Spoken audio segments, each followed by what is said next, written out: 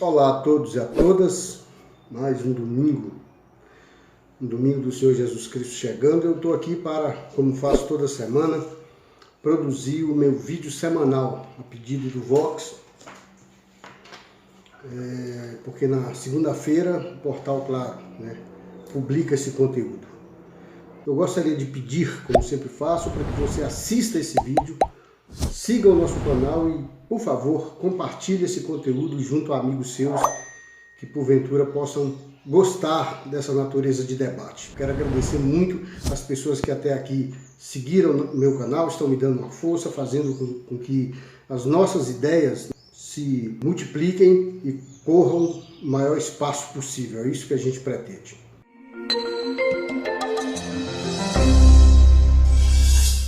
Eu gostaria de começar a conversa de hoje repercutindo a repercussão que teve o vídeo da semana passada, quando eu tratei da relação religiosos e política partidária. Houve protesto para tudo quanto é banda, dizendo que eu fui desrespeitoso com as igrejas. Em função disso, eu gostaria de mais uma vez de tocar nesse assunto e esgotá-lo de uma vez por todas. Eu quero começar dizendo aos senhores, a vocês principalmente que chiaram muito, que me xingaram no Facebook, que me xingaram no Instagram, que mandaram mensagens atrevidas no meu WhatsApp, é esse número que está aparecendo aí, que eu não assumo neste canal o papel de julgador de quem quer que seja. Eu não sou carrasco da história de ninguém, eu não sou a palmatória do comportamento de ninguém, até porque eu não sou exemplo de nada, eu não pretendo ser exemplo de nada, eu não acredito em moralismos, eu não acredito em moralidade exacerbada, levada ao extremo, e eu gostaria de explicar isso muito bem.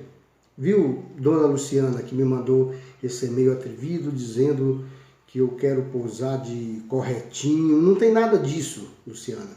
Eu sei, eu aprendi que as pessoas erram, as pessoas cometem erros. E eu não estou aqui para condenar pessoas por erros particulares, pessoais que essas pessoas tenham cometido. Em algum momento da vida, todo mundo comete um erro. A gente escorrega, a gente mente em determinadas situações, a gente escamoteia, a gente se endivida, a gente às vezes até trai, às vezes a gente se acovarda.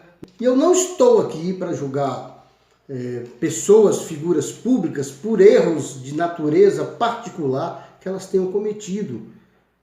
Se a pessoa está endividada, se a pessoa traiu o seu parceiro e é figura pública, existe justiça para mediar essas questões. O julgamento que esse canal se propõe a fazer é de pessoas que assumem posições-chave na sociedade, que assumem posições de destaque, de comando em determinadas organizações e se servem dessa posição para produzir erros coletivos, produzir danos coletivos, não erros de natureza particular, não erros de natureza pessoal. Eu espero que isso tenha ficado bastante claro. Eu gostaria de mandar essa mensagem, inclusive, para José Ribeiro, que me mandou uma mensagem atrevida e que eu entendo o mal-estar de vocês, respeito o mal-estar de vocês, mas a natureza do debate que nós estamos propondo nesse canal não é de ataques pessoais. Não cabem aqui pessoalidades, a ideia não é essa. Agora, se tem um cidadão que está à frente de um canal de televisão, se tem um cidadão que é redator-chefe de um jornal, que tem um programa de rádio, ou que está investido de um mandato, ou que sobe no púlpito da igreja e aproveita da posição que ocupa, da ferramenta que lhe foi posta nas mãos para produzir danos coletivos, aí eu acho que esse assunto precisa ser debatido. Eu falei de médicos que cometem assédio sexual por aí, porque o sujeito se vale da sua posição para espalhar terror por onde passa. Falei de alguns pastores que usam da sua posição de liderar uma congregação e vai para o púlpito da igreja e usa dessa posição para auferir ganhos particulares, vantagens particulares, pessoais. Essa natureza de conteúdo me interessa, eu gostaria de deixar isso bastante claro. E para esgotar esse assunto, para não dizerem por aí que eu só falo mal, que eu estou falando mal das igrejas, colocando todas as igrejas no mesmo balaio, como se fossem todas ruins, eu gostaria de citar aqui umas pessoas que ao longo da minha carreira de jornalista eu entrevistei nas emissoras de rádio, nos espaços que eu ocupei. Pessoas respeitáveis do movimento evangélico, como o pastor Eudes Oax. Quem é do meio se lembra dele, da Presbiteriana do Brasil, fez um trabalho brilhante, sobretudo junto à juventude naquela ocasião. Eu gostaria também de falar do pastor Walter Mazudi, lá da Adventista do Sétimo Dia. As pessoas que o acompanharam sabem do trabalho importante que ele fez com o Teoflotone.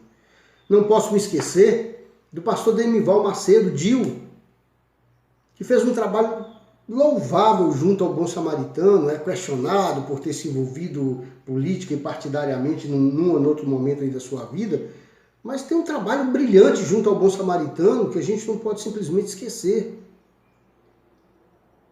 Temos o trabalho do pastor Domiciano Ribeiro, da Igreja Batista, que já nos deixou, infelizmente, e que poderia ter sido uma liderança espiritual de todo o Estado, quem sabe até nacional.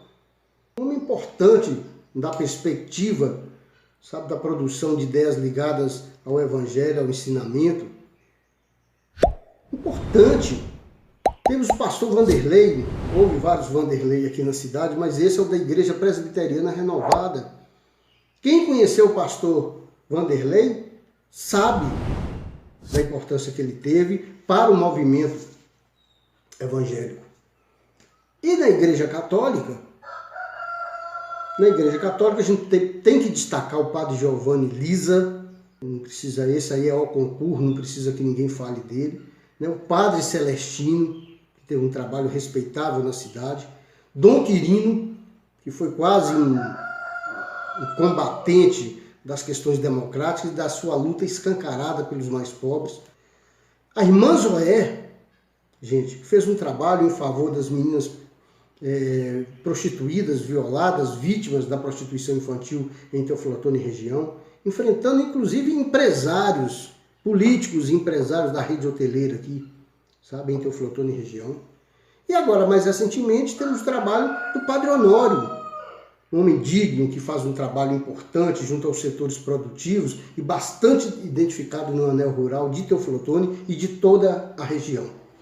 Tá certo, Luciana? Tá certo, José Ribeiro? Falei de coisas boas, falei de coisas positivas da Igreja Evangélica e da Igreja Católica. Reconheci? Ótimo. Tá claro que eu reconheço que existem trabalhos louváveis de Teoflotone? Agora, por favor, em meio a esse trabalho bom e louvável, existe a bandidagem sim, os pastores vagabundos, gente que vende lote no céu, eu já vi carnezinho de gente que vende lote no céu, de gente que anda por aí, cobrando o olho da cara por um tal de óleo santo que é vendido em algumas igrejas na cidade, mirras ungidas, azeites vindo das oliveiras de Israel, toda ordem, além dessas coisas muito discutíveis da perspectiva do Evangelho, isso não é Evangelho. Além disso, existe molecagem de toda ordem.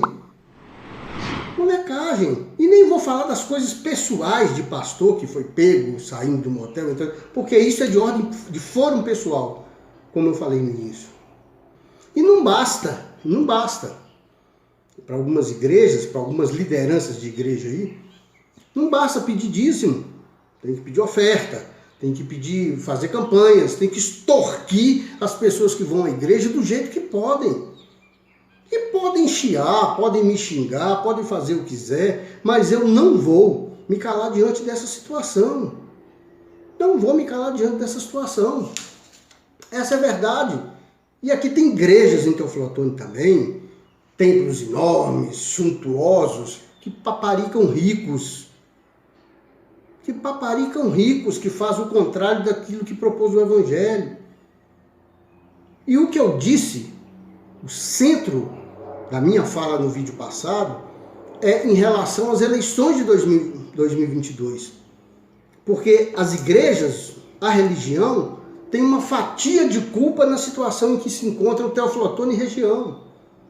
Tem uma fatia de culpa. Eu não estou dizendo que é a maior, mas também não é desprezível. Não é desprezível. Eu vou repetir aqui.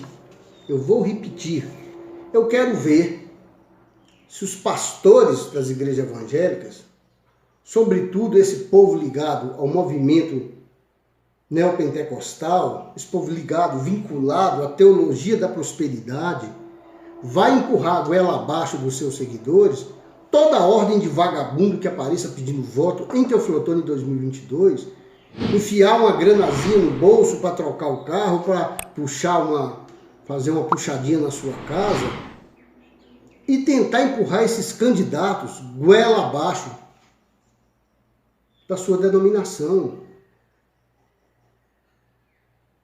É isso que eu tinha a dizer. Ou esses pastores a que eu estou me referindo, mudam o seu comportamento, passam a seguir o evangelho, professar o evangelho que nós conhecemos, ou eles, no futuro, transformarão Teófilo Otoni e região num prostíbulo, estou dizendo num prostíbulo eleitoral, e Deus num verdadeiro agiota.